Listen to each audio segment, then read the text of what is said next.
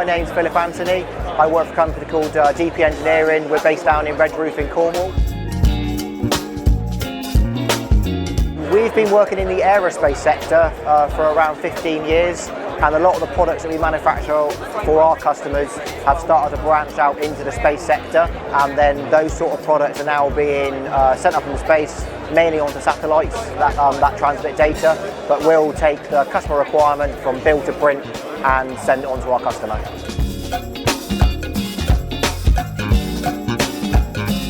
The main reason we got involved with Cornwall Space Cluster again was kind of off the back of the aerospace cluster, and it's all about for us is getting our name out there to see what we're all about.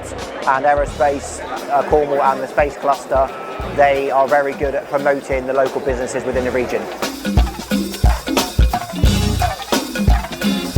They can get around a lot more than what we can do on the marketing side, so they attend the international shows. They can shout about our company, they can shout about what we're doing in Cornwall, and yes, DP Engineering, we're manufacturing for different industries, but they can shout about us in all different areas.